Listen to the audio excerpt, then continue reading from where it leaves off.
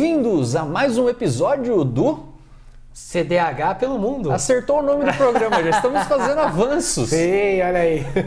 E onde nós vamos hoje, Léo? A gente vai diretamente para a terra dos faraós, para o lugar dos maiores mistérios da humanidade. Nós vamos para o Brasil, não, mentira, para o Egito.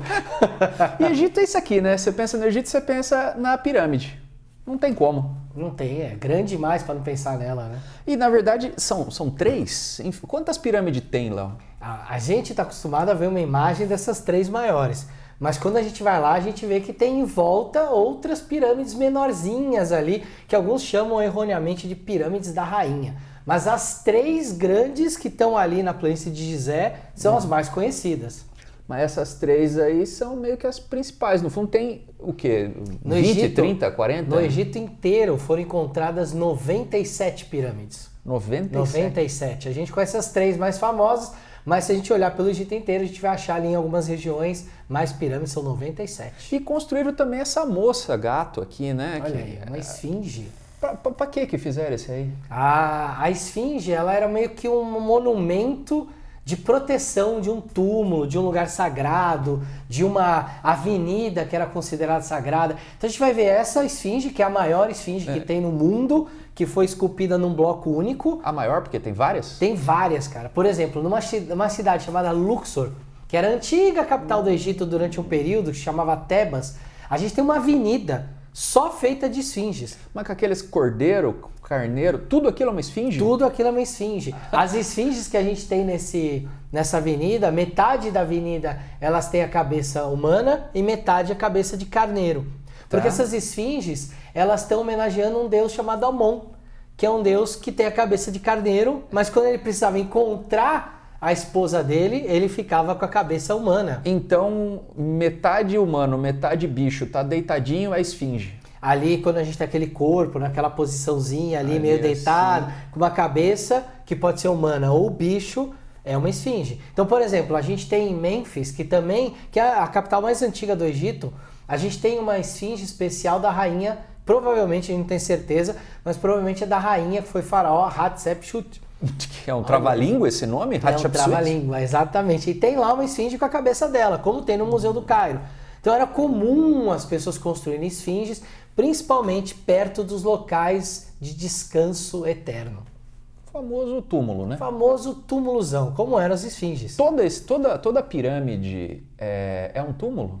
Porque assim, pirâmide tem no mundo todo, né? Uhum. Tem no México, né? Tem vários lugares ali que o povo foi e fez negócio triangular. Qual que é esse rolê?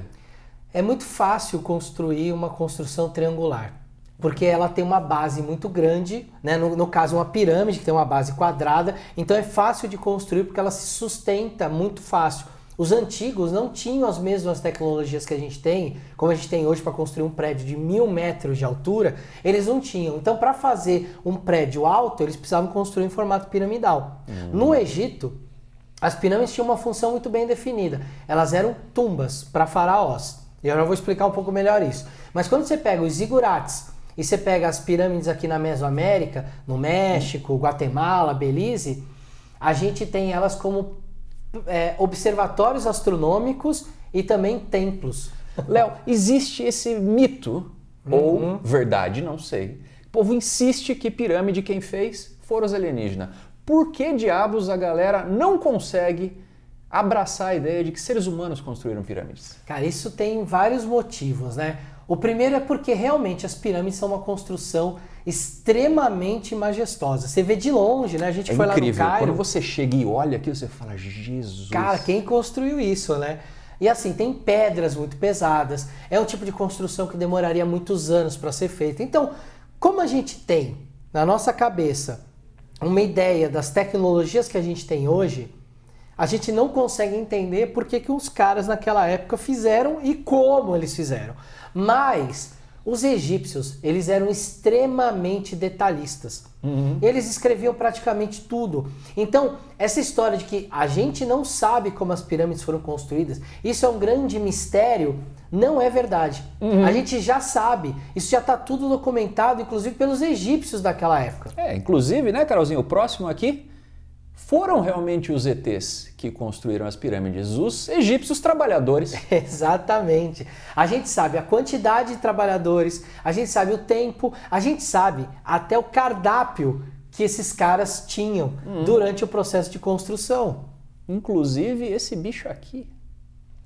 Ah, olha aí, o hipopótamo. Olha só, em geral, os trabalhadores eles eram alimentados. A gente tem lá a gente tem documentos mostrando qual era a quantidade de comida servida, quantos animais eram mortos por dia, principalmente bois e cabras e carneiros. Era o que era morto para eles comerem. Só que quando faltava carne, não tinha boi, carneiro, cabra o suficiente, porque a gente está falando de 20 mil trabalhadores, eles matavam até hipopótamos para que essas pessoas pudessem comer. Então, um dos dias lá de trabalho, 100 hipopótamos foram mortos de uma vez para poder alimentar os trabalhadores que estavam construindo as pirâmides. Pois é, a gente chega nesse nível de saber que em um dia só mataram 100 hipopótamos.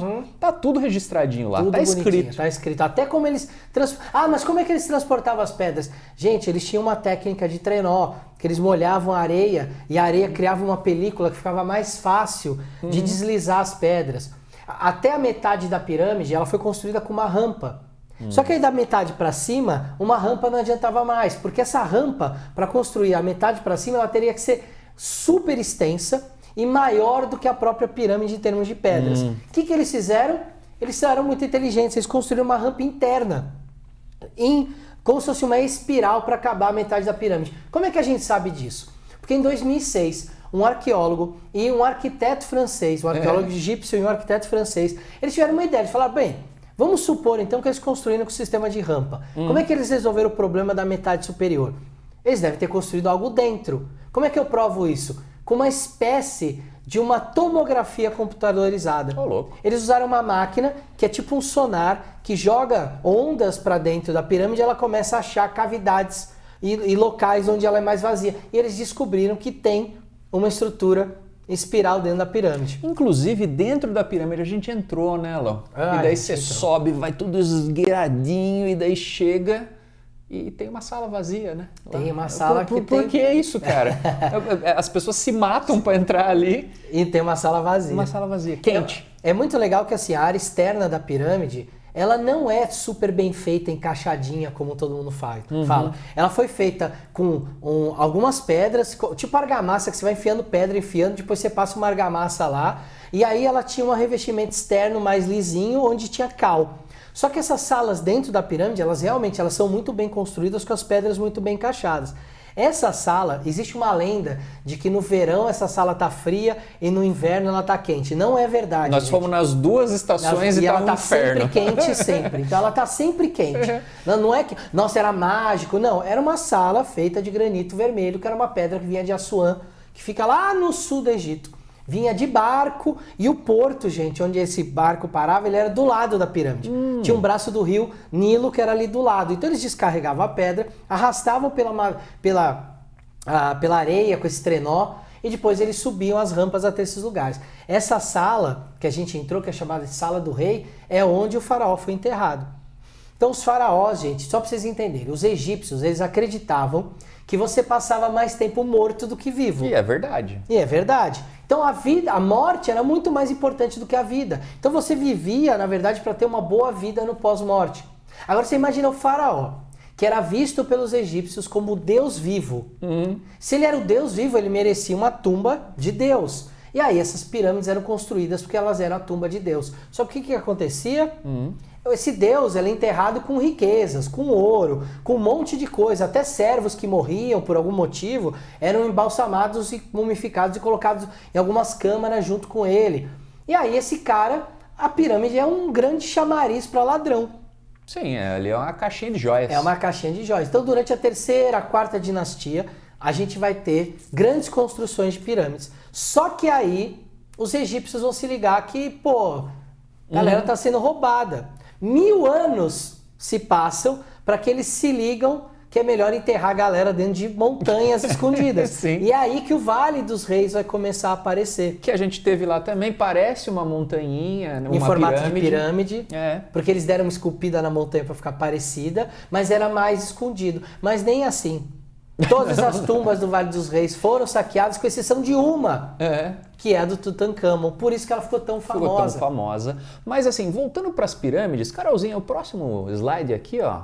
Eu acho muito doido que as pessoas falam que é o alienígena, porque tem acho que uma coisa na cabeça que as pessoas pensam, se eu não consigo fazer, só pode ser um alienígena. Exato. Mas esse mito a gente meio que já pacificou aqui. No entanto, existe um segundo, Léo, que as pessoas acham que foram escravos que construíram as pirâmides. Foi não, né?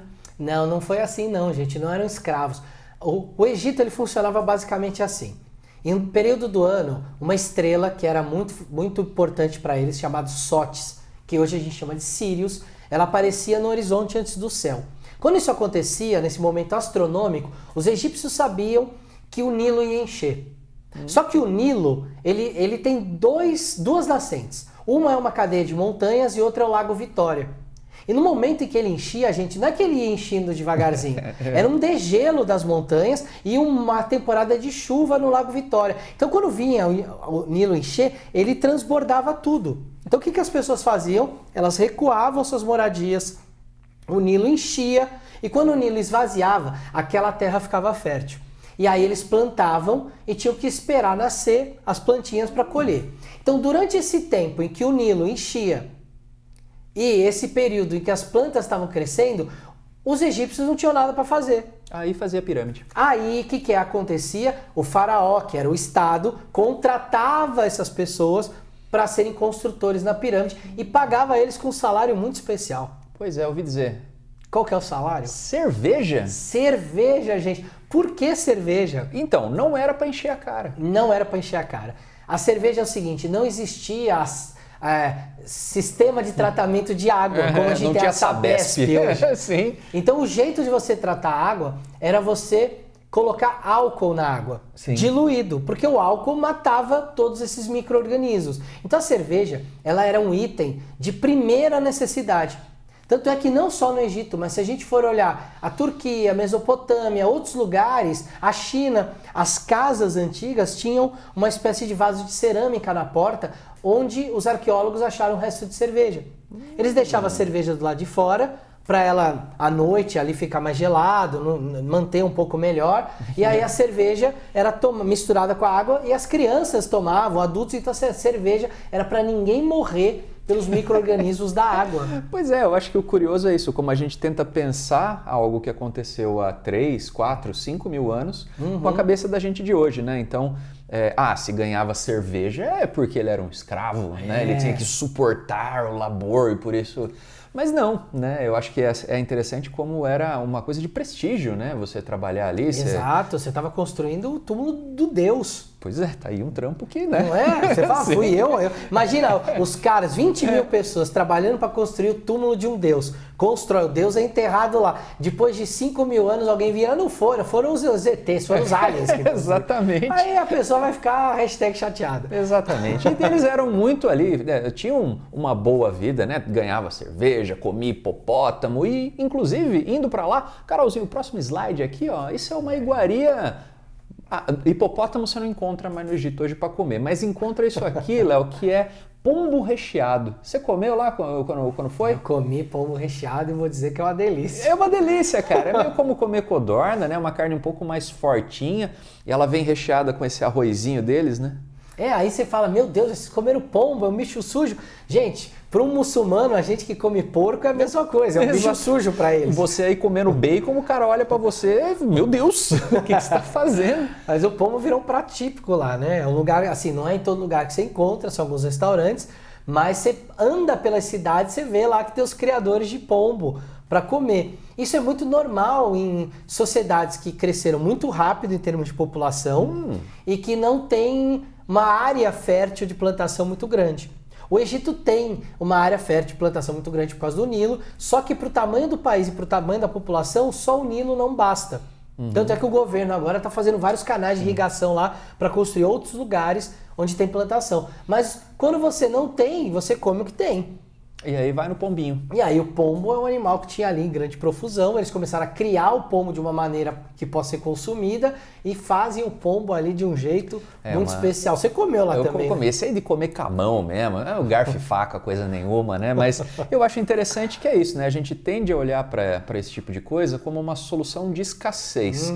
E como que eles resolveram isso aí? Porque é deserto mesmo, né? Então, como que eles resolveram ali? Era o Nilo? Tinha alguma tecnologia para poder ter o agro rolando ali? Eles tinham até um certo limite. Então eles passaram por um momento ali que eles não tinham. E outra, né? O Egito foi colônia de um monte de país, colônia francesa, britânica. Eles passaram ali por várias, desde a época dos persas, dos gregos. O Egito sempre foi invadido, né? Então eles sempre tiveram muitos momentos de guerra e tudo, e nesses momentos você tem ali períodos em que a fome vai acontecer. Então você começa a criar uma culinária para se adaptar a isso. Então a gente tem uma culinária lá, por exemplo, eu lembro quando a gente chegou no Egito, os primeiros pratos típicos que a gente comeu era um frango grelhado, um kebab grelhado, arroz e batata frita. Eu falei, uma batata frita, gente? Veio com a colonização francesa. E virou um prato típico daqui. Hoje o Egito ele tem lá a sua agricultura muito forte. O pombo hoje ele é muito mais uma iguaria do que uma necessidade, né? Mas é curioso que é isso, né? Ele tem essa influência árabe, mas é um país africano. Muitas pessoas nem lembram que o Egito é um país africano. Exato. E muitas vezes quando a gente fala assim, lá no Conhecimentos da Humanidade, vocês vão falar de mitologia africana? Pô, a gente falou de mitologia egípcia. O tempo todo. Não, o Egito está na África, talvez seja o berço da civilização, né? Disputa ali com a Mesopotâmia, mas um país tão incrível, com construções tão grandes da África, feito por africanos. Claro que o Egito ele tem uma diferença com relação a alguns outros países da África, né? Quando a gente pega ali os países que são para baixo do Saara, você vê uma população preta muito determinante, muito forte ali. O Egito sempre foi um país miscigenado.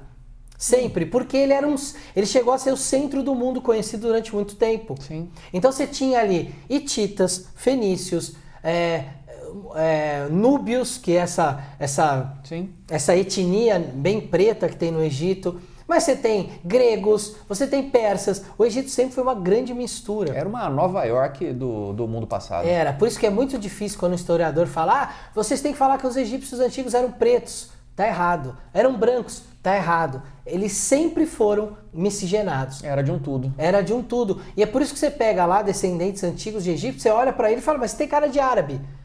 Porque os semitas, ali através dos judeus, dos árabes, também foram grandes influências ali. Então é um povo sempre que foi muito miscigenado.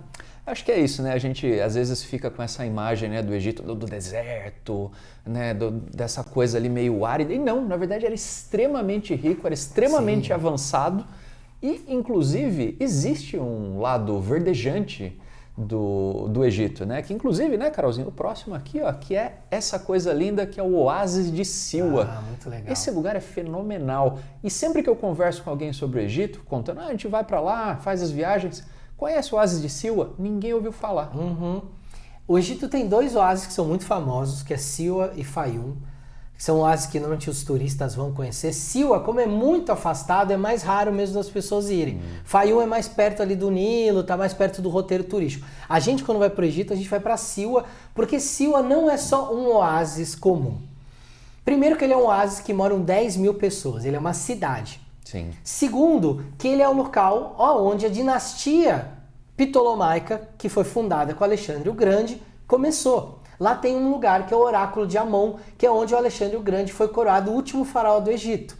É lá também que a dinastia Ptolomaica ia tirar férias, ia passear um pouco. Lá tem uma piscina que a Cleópatra se banhava. Sim. E mais, ou dizem, né? Ou dizem. Enfim. Mas é bem provável, porque a gente tem lá a Montanha dos Mortos, onde a gente tem gregos, romanos, egípcios enterrados. E mais do que isso, Siwa era considerado o local mais importante do Egito durante muitos anos, durante inclusive o tempo que eles foram uma colônia romana, vamos dizer assim, porque Siwa era o grande celeiro do Império Romano. A produção de azeite, de trigo de Siwa era a maior de todas as colônias. Então o Egito era o grande celeiro do Império Romano.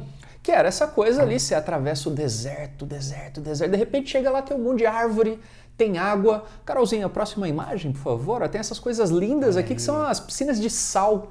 porque inclusive a gente esquece, mas o deserto já foi o fundo do mar, né? Exatamente. Então imagina assim, por milhões de anos foi o fundo do mar, a água foi entrando ali na areia, né, no fundo do oceano, foi criando canais ali de água embaixo, e aí um dia virou deserto, mas isso quer dizer que a água não está lá embaixo. Sim. Então tem vários lugares que você tem ver água brotando, como é o Siwa, como são essas salinas, onde a gente tem essas piscinas naturais, que elas, você não afunda igual o Mar Morto, ou como você tem também, que a gente viu lá no deserto do Saara, um lugar em que os russos, nos anos 50, foram perfurar para achar petróleo e acharam água quente. Sim, tem as terminhas. Tem umas terminhas lá que os russos acharam. Os caras estavam contando, na última vez que a gente foi para lá, não sei se você lembra, que eles também falam das propriedades medicinais da areia do oásis de Siwa, que vai uma galera com artrite, artrose, Sim. não sei exatamente, enterram as pessoas até o pescoço na areia fervendo e depois